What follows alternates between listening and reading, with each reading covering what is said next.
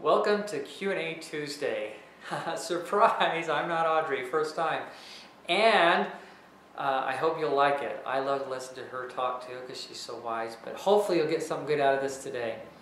What I want to talk to you about is how do you find more time to read, especially as an adult, especially as a parent, and if you're like me going to school full-time and have a side business, then you're like wickedly crazy and so on your time. And so how do you read more? About 15 years ago when we started this whole classic liberal arts education in our lives, we went to a seminar, and I'll never forget the lady said you should be reading one book a week. And I was like, how in the world would you read one book a week? I couldn't even read one a month. Well, I can read one a week now, and I do. I read about 50 books a year, and I've incorporated some different things, especially with all the things I'm doing, to help me do that. And so I wanted to go over those with you. I've got 12 or 13 items that I think may really help you get more reading in, because there's so many great books and we want to read them. I think a lot of us want to read them, we just can't find the time. So now these aren't in order of priority or anything like that. They're just suggestions that I think really will help you find more time to read. First of all is to listen to books. I don't know how people feel about this. I love it. I listen to books every day, just about every day. And there's so many things you have to do when you can't sit and read, like driving in the car, or cooking dinner, or cleaning, or whatever, but you can listen. And so you get two things done at the same time.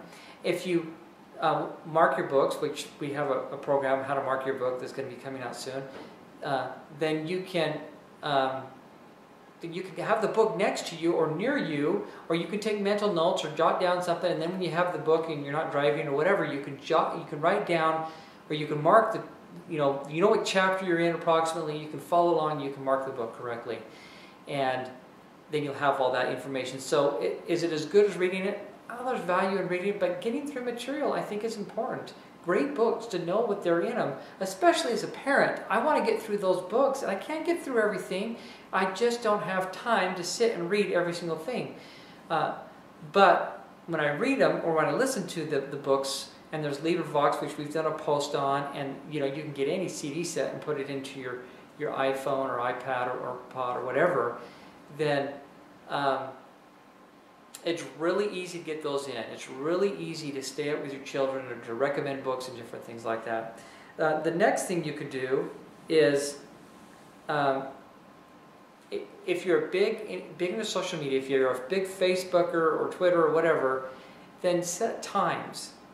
And get it so where you're not notified all the time. There's, I think, Hootsuite, if I'm not mistaken, will send you social media updates certain times during the day. So what I mean by that is schedule it. So if you love Facebook, you can't live without it, then you got 15 minutes in the morning, 15 minutes in the afternoon, and 15 minutes in the evening. And when that time's up, alarm goes off, you're done. And you have to create that discipline if you want to find more time. And you set those times. You know your schedule. You know what you want to do and how much you want to spend on it. And if you feel like you're wasting time or not, or if you feel like it's productive, great. Then just tailor it like that. Another thing you can do is to read in the bathroom.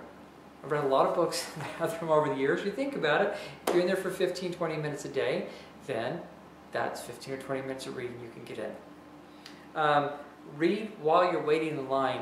Louis L'Amour said 1 year he read 25 books while waiting in line. Now, another step is, well, maybe that's in the step, but always have a book with you. Always. You just never know when you're going to be able to read. Now, the great thing about today is that with these smartphones, you can have books and books and books on your smartphone. So you can always have one with you. But before I got a smartphone, I always carried a book with me because I didn't know if I was going to get stuck in traffic. I mean, in like a major traffic jam, and I could read, actually read, or if you're going to get stuck in line, or if you're going to have to wait for this thing or whatever, get a page in, get 2 pages in. It's just going to help you get through more books. turn the TV off, or I say turn the TV completely off. I don't like TV, but if you do, great. Schedule it. So don't do what I did when I was a kid. I'd start watching TV because my favorite show was going to be on like at 6. And so then it have these commercials, and during the commercials they'd always advertise the next show, and so it would reel me in. So by 9:30 or 10 I'd go to bed, and I would have wasted like 3 hours. Because I thought my favorite show was over in a half hour, and then I had another 3 or 4 hours watching TV, which I didn't plan on doing. So use that discipline and schedule it. The other thing you can do is DVR, obviously. You can just scan right through all the commercials, and then you're even better. Then you're even wasting less time. And then you can spend that extra time you gain, if you'd like, into reading more books. Now, it's really important to get through more books. I think it's critical that you have a why. Why should you read this book? What is this book? Why do you want to read this book? If you have a real strong why, you're going to want to be in that book. You're going to want to find out about the person. You're going to want to find out about that event. You're going to want to know what the plot is. You want to know what happens in the story, and etc. But you've got to have that why. And closely linked with that is to read something that's exciting, that's invigorating, that you just got to know. And you've got to learn about auto mechanics, and you have to know this, or whatever it is. If you have a strong enough why, and you have enough excitement about what you're reading, you know, you've heard everyone talk about Les Miserables, and you've never read it before, and what is all the hype? I just have to know. Well, then that's a lot easier to read it. Plus, it's an incredible book. The next step is get up 15 minutes earlier than you normally do, and read for 15 minutes, or go to bed 15 minutes later, or both, and that you gain another half hour. My experience is that most people have more time, they just don't take the time, and or they'll read. I've done this lots of times when I'll read a paragraph and I get interrupted, or I leave it, and so I don't feel like I'm getting through material, and it's kind of frustrating. Now, something that's closely tied with that is to read short things. If you do pick up Les Miserables, or you pick up War and Peace, they're gigantic books. They're 1,400 pages. And so you could be reading and reading and reading, and you feel like you're not making progress.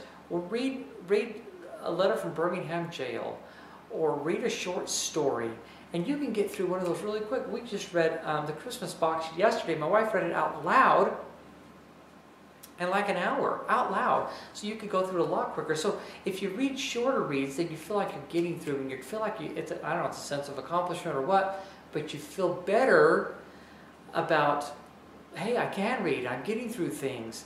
And then when you become more of an avid reader, or if you're not, and eventually you do, then what will happen is you'll want to get into those bigger works. And I mean, I listened to War and Peace back in the day on audio tape, cassette. And it took a long time. There was like 64 cassettes, and it was unabridged, but I listened to the whole thing. Absolutely love the book. But the point is, you could listen to them as well, or you could read them. But try to stay in short things. Another thing to do, the next tip would be to read with your children, and read children's novels too. I guess I should reverse that. When you read short things, also read easier things. Read children's literature if you haven't read it before. Some of the greatest stories, some of the most profound lessons are found in children's literature, like A Wrinkle in Time, or Wizard of Oz, or Little Britches, or the Narnia series, or the Little House on the Prairie series. I mean, those are incredible reads, and they're super easy because they're written for children, and you can get a lot out of them, and you can read in a short period of time. When you're carpooling, or if you don't carpool, and you could carpool so you could read, or you could take public transit, and that would allow you to read and let someone else drive. Or like I talked at the beginning, you could listen to something if you have to drive. And then skim, because I think Adler says a good speed reader will know when to slow down and when to speed up. And so you learn how to skim. If you learn how to skim, and we have this in our video trainings that we're producing now, or we're putting together. But you want to learn how to skim, because if you skim appropriately, then what you're going to be able to do is you don't have to read the whole book. I never forget when I tell myself, I don't have to read the book, the entire book, because sometimes you're done. But if you could skim, you know what to read and what not to read. Audrey did a Q&A Tuesday, I believe, a while back on how to increase your reading speed. And so that would be a good video to watch in conjunction with this one. So do you have time to read? Absolutely.